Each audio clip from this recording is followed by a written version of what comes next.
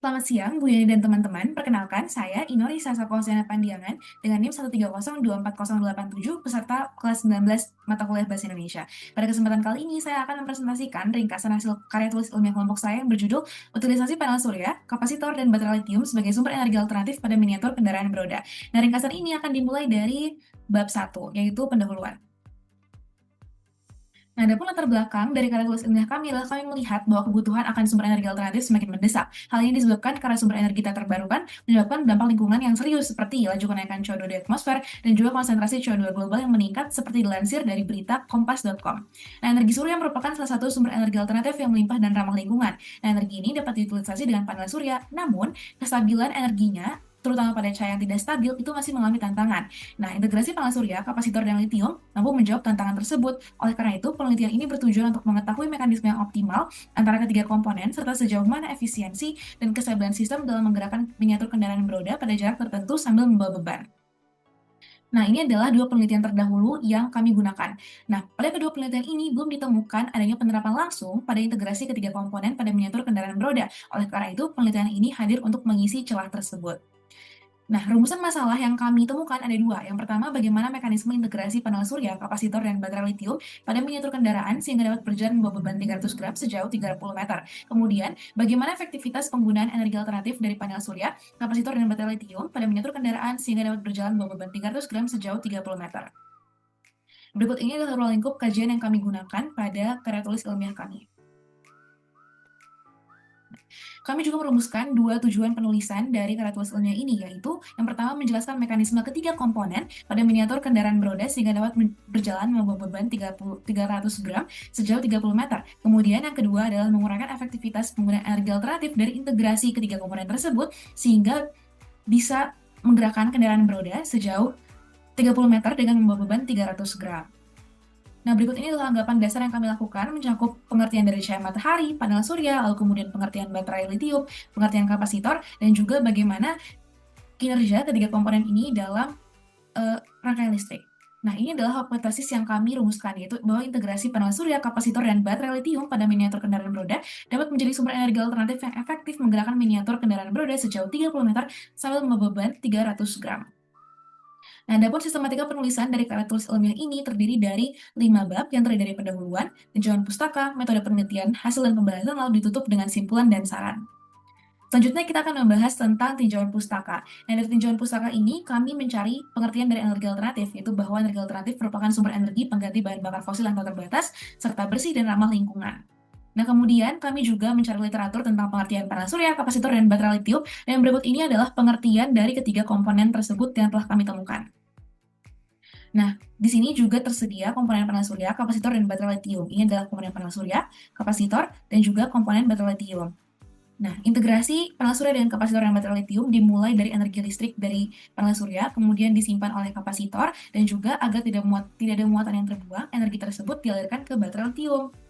Nah, kemudian untuk bisa dikonversikan energi mekanik, energi dari baterai litium akan diolah oleh dinamo atau motor DC yang akan menggerakkan roda miniatur kendaraan beroda.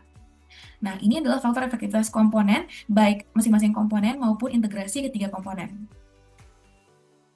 Berikut ini juga ada persamaan umum yang kami gunakan, ada persamaan usaha dan juga persamaan umum lain seperti persamaan untuk tegangan dan juga untuk menghitung daya. Nah, selanjutnya kita akan membahas tentang metode penelitian. Nah, kami menggunakan dua metode penelitian yaitu deskriptif analitis untuk menguraikan mekanisme integrasi, juga menguraikan efektivitasnya, juga menguraikan literatur-literatur yang kami gunakan sebagai referensi. Terus kami juga menggunakan pendekatan eksperimen untuk menemukan mekanisme yang paling optimal.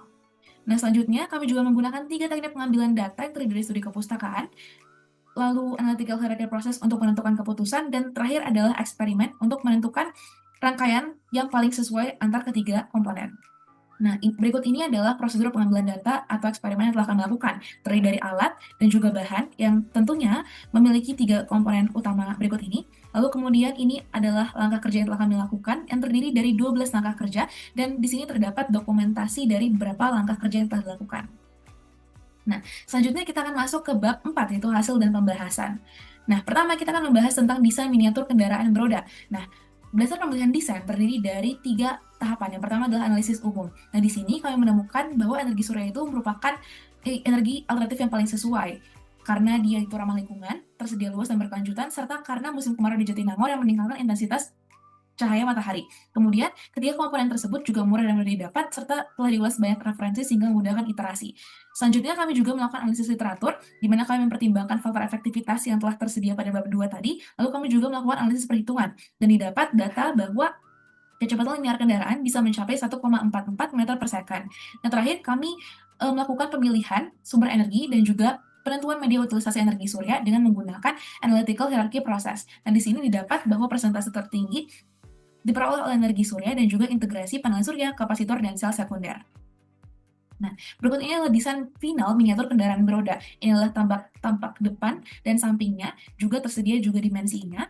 Lalu ini adalah tampak atas, tampak bawah, dan juga rangkaian listrik yang digunakan. Di sini terlihat bahwa terdapat ketiga komponen ya. Lalu kemudian ini akan dihubungkan dengan dioda, saklar, dan juga terhubung ke dinamo atau motor DC. Nah, inilah deskripsi desain fisiknya. Massa dari kendaraan yang kami buat adalah 376 gram. Nah, kemudian di sini panel surya diletakkan di atas karena mendekatkan panel surya dengan cahaya matahari sehingga intensitas cahaya matahari juga meningkat. Kemudian beban akan diletakkan di tengah untuk meratakan distribusi massa pada kendaraan. Lalu kemudian kami menggunakan infraboard 2 lapis untuk menguatkan kerangka rangkaian dan juga menguatkan kerangka kendaraan. Kemudian kami menggunakan roda yang besar berdiameter 6 cm dengan permukaan yang kasar untuk meningkatkan fleksibilitas miniatur kendaraan. Nah, inilah deskripsi sistem penggeraknya. Jadi terdiri dari 3 komponen utama ya, ada panel surya, superkapasitor, dan juga baterai lithium. Kemudian terhubung dengan dioda dan saklar, dan terakhir energi dari baterai lithium akan dialirkan ke dinamo dan gearbox. Nah, baterai lithium tersusun secara seri dari 3 buah baterai. Kemudian kami menggunakan dioda untuk mencegah terjadinya pembalikan arus listrik. Kemudian saklar digunakan untuk mengatur nyala matinya arus listrik sehingga dinamo dan gearbox itu dapat bergerak sesuai keinginan kita gitu. Jadi dia bergerak ketika ingin digunakan saja. Nah, berikut adalah jarak dan waktu tempuh miniatur kendaraan. Di sini tersedia tabel dari uji coba kami, di mana kami memvariasikan massa beban dengan jarak yang tetap yaitu 30 meter, dan ini adalah perolehan waktunya. Dan di sini terlihat bahwa terdapat variasi arah gerak, ada yang miring ke kiri, lurus, ataupun miring ke kanan, tetapi stabil. Nah, kemudian di sini juga ada grafik dari massa beban terhadap waktu, dan terlihat bahwa tidak ada perbedaan yang berpola gitu dari waktu dan massa beban. Nah, kecepatan rata-rata miniatur kendaraan beroda adalah 0,964 meter per second. Kami juga melakukan analisis efektivitas sistem penggerak miniatur kendaraan beroda, di mana kami membandingkan kecepatan aktual yang tadi diperoleh melalui uji coba dan juga kecepatan teoritis yang diperoleh melalui analisis perhitungan. Nah, kemudian diperoleh efisiensi sebesar 66,9%. Adapun perbedaan antara kecepatan aktual dengan teoritis bisa terjadi karena adanya kerugian mekanis, rugi-rugi pada gearbox, kerugian listrik, beban aerodinamis, kemungkinan torsi yang berbeda, kemudian juga karena kendaraan miring saat uji coba. Nah, setelah itu kami melakukan evaluasi sumber energi alternatif dan juga desain miniatur kendaraan beroda. Nah, ada 3 hal yang ingin kami evaluasi lebih lanjut, yaitu yang pertama adanya kerugian mekanis, kerugian listrik, serta beban aerodinamis, baik disebabkan karena adanya gesekan pada roda, juga perbedaan muatan, maupun karena adanya struktur yang besarnya berbeda pada kendaraan. Terus kemudian gerak kendaraan yang miring dan bergesekan dengan pinggir tangga. Hal ini terjadi karena kesalahan penempatan awal kendaraan dan juga beban yang terlalu berat di satu sisi. Dan terakhir, kabel penghubung kapasitor yang reaktif. Nah, reaktif di sini maksudnya adalah dia bisa menimbulkan percikan api ketika bersentuhan dengan salah satu kutub dari baterai lithium. Selanjutnya kita akan masuk ke bab terakhir dari karya tulis ilmiah ini, yaitu simpulan dan saran. Nah, kami memperoleh 2 kesimpulan. Yang pertama, bahwa mekanisme ketiga komponen itu yang paling optimal adalah dengan menyusun ketiga buah baterai lithium secara seri, kemudian panel surya yang terhubung dengan kapasitor akan digunakan sebagai sistem pengecasan baterai lithium. Nah, kemudian hal ini bisa menggerakkan gearbox dan dinamo dengan optimal. Nah, kesimpulan kedua adalah bahwa mekanisme yang dibuat itu mampu menggerakkan miniatur kendaraan beroda dengan kecepatan 0,964 meter per second dan mencapai efisiensi sebesar 66,9%. Nah, persentase ini menjadi indikasi bahwa penggunaan energi dari ketiga komponen efektif digunakan. Nah, adapun saran yang kami rumuskan adalah yang pertama bagi peneliti lain atau peneliti selanjutnya. Nah, di sini bisa ditinjau lebih lanjut penggunaan kapasitor dan baterai lithium, lalu kemudian sasis ataupun rangka miniatur kendaraan beroda yang lebih efektif, baik dari ketahanan material, efisiensi ruang, dan harga bahan. Dan juga bagi produsen kendaraan, bisa meninjau lebih lanjut sistem penggerak kendaraan dengan energi surya, karena dampaknya positif bagi lingkungan. Nah, lalu ini daftar pustaka yang kami gunakan dapat diakses melalui QR yang tertera. Sekian presentasi dari ringkasan karya tulis ilmiah kelompok saya. Terima kasih.